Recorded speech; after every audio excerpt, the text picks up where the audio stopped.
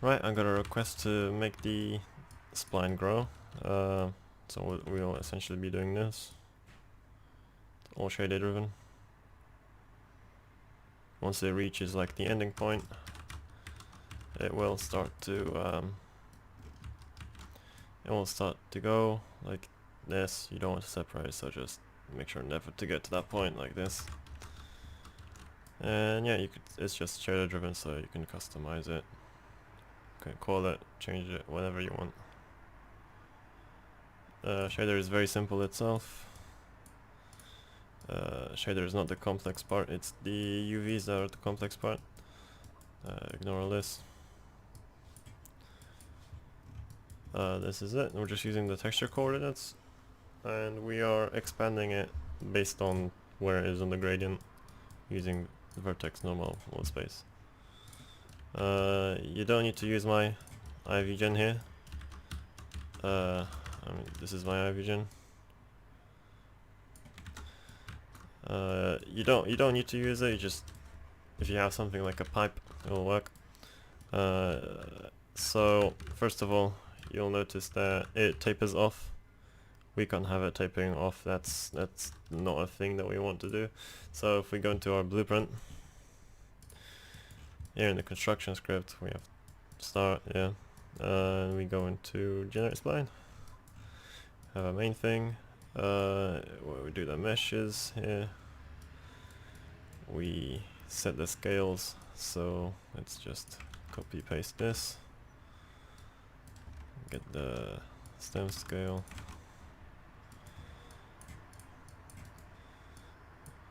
Just attach it, so it's we're just making it into a uniform,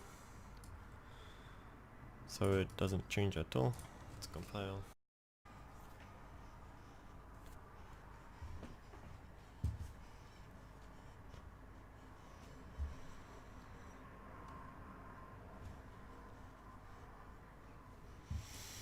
Alright, so now it doesn't taper off, it is just one uniform scale all the way throughout. And that's good. So now that we have this, we can export it by going ahead, merge actor, unticking sphere, and just pressing merge actor. I already have it here. So this is what it exports. Let's get that into Maya. You can see it's all one mesh, it's all triangulated, ugly.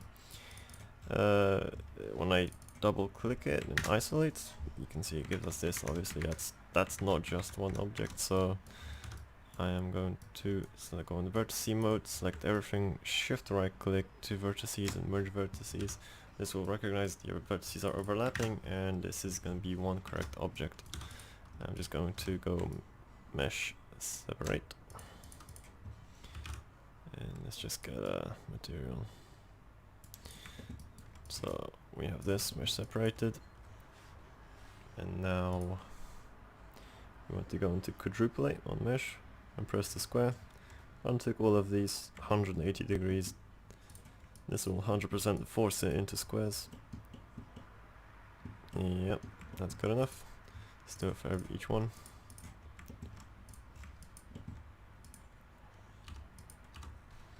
There we go, so you have squares everywhere. Get rid of that.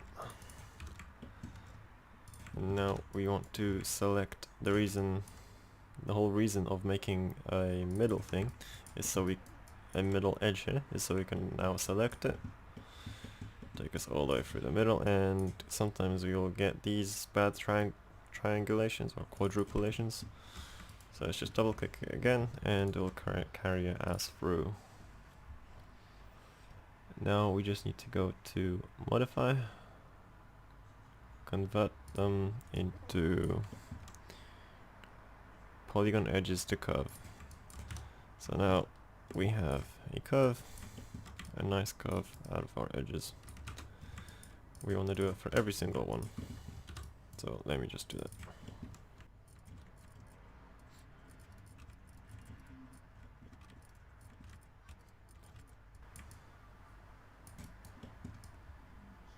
Alright, so now we have all our curves, just like that. we want to delete their history, unlink them, and we want to start making our meshes. So just select all of these, cap it, let's delete this edge. Now we have a perfect hexagon.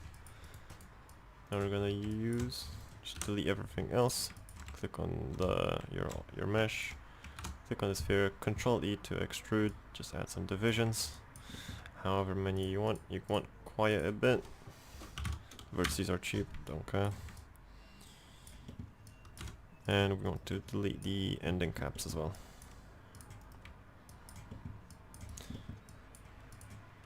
Yep, and we want to do this all the way for each one. So cap it, delete this edge, delete everything else, select this mesh, extrude. And I just want to have consistency, so I'm going to turn this on, have like approximately the same. Yeah, there you go, and read.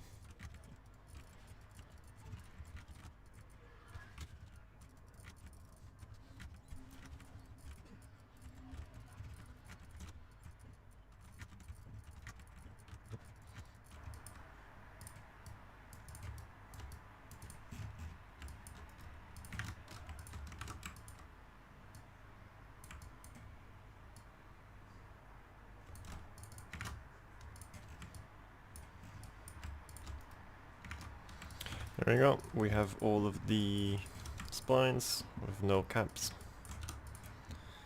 So we just want to click on them all. Make sure we don't have the curve selected. Let's combine them all. Select every single face and let's reverse it. There we go. And it's just, we have to make it a smooth mesh. So let's click on our mesh, shift right click, soft and hard on edge. We have to have soft edges. If you have hard edges, that will give you artifacts that will look really bad. So make sure to do that. Let's look at our UVs, very interesting. Let's play another. There we go. Select any edge you want. I just select the bottom edge.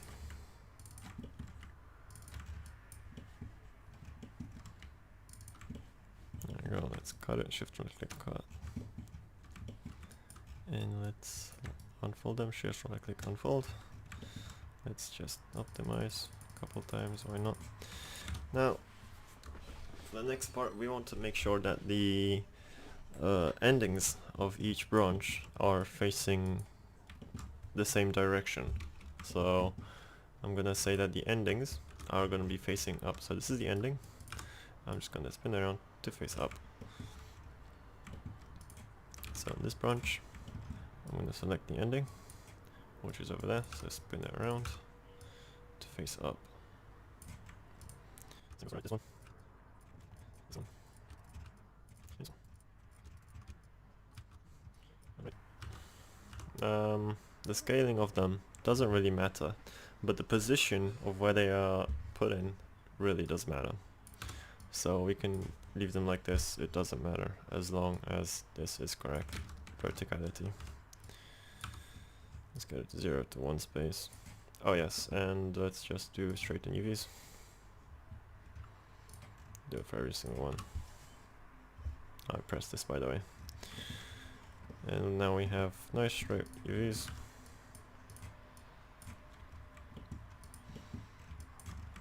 And here comes the finicky part. We want to have, so I'm going in face mode. We want to select this intersection. So we see this one's highlighting up, and this one. We want to have this one at the same level as this one. So let's move it up to it. Let's double check where it is, and I got it perfectly. So just move it closer. And we want to do the same for the rest. So let's select the intersection over here. Let's move it up there. See how close we are. Behind. Yeah, That's about right.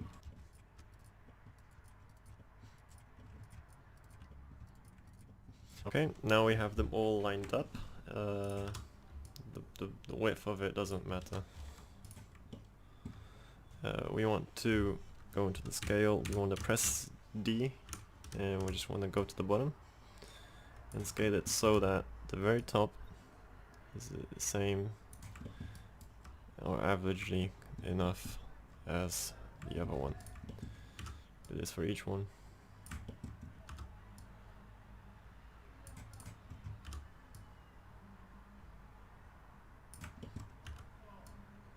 And this is to make it so that it ends growing at the same time. So from the bottom to up is when it starts growing, and at the end, at the top, is when it stops growing. So this will start growing first, then this, then this, then this, and they will all end at growing at the same time. Right, this is all. We just export this. Just delete history. Alright, now we are in Unreal. Let's import our thing. This is it. This is what it imported for me. Now it's important that we go into the UV channel and check which UV we actually created. So UV channel 0. For me it is UV channel 0. Alright. So in our material, we just want to go into the texture coordinate and coordinate index 0. And we can just drag on the instance onto our ivy. Now I already set up some of the values. These are just the values that I have, so we can just play around with them. Let's scale it back. Now this is the power is basically the contrast, so you see this is like a very quick change, and this is a very very smooth change. So this looks pretty good. Let's make the maximum. This is the maximum value. Oh, maximum and minimum are swapped out. Don't mind that. This is the maximum, and our multiplier is just our multiplier. So this is what happens when it goes into minus, and when that happens, we just want to customize our cutoff point to adjust for it.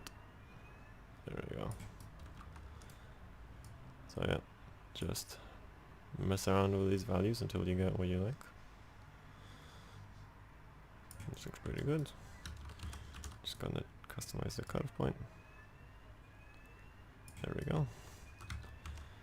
And now our growth parameter will work as we like it.